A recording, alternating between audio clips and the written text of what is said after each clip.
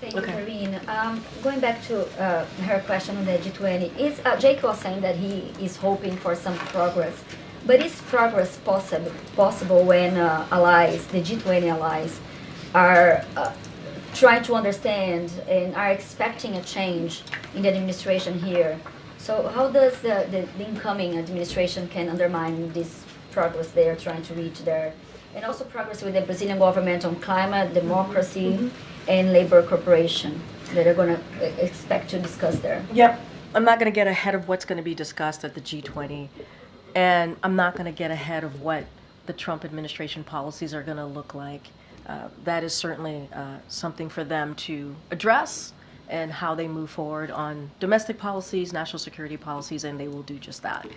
What I can talk about is the progress that the president wants to continue to make, and the strengthening of our alliances, strengthening of our partnerships, and making sure that we continue to stand up with Ukraine as they continue to fight against Russia's aggression, and a range of issues of Indo-Pacific to the Middle East. You talked about climate change, especially as it relates to Brazil.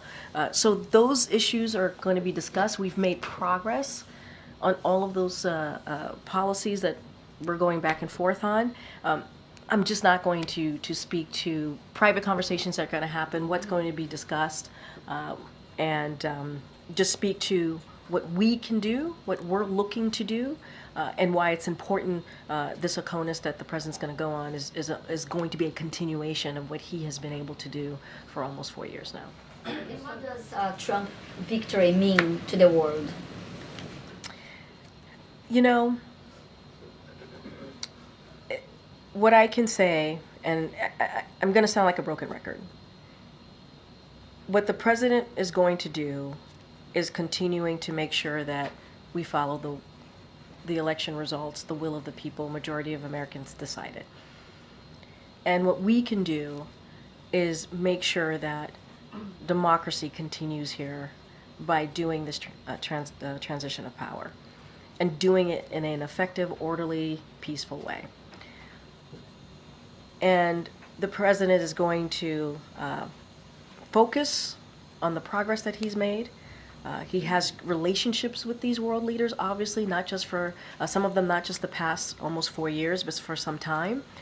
And, you know, he'll have honest, direct conversations with them. I'm just not going to get into philosophizing and getting into the bigger picture. I'm just going to focus on what's ahead.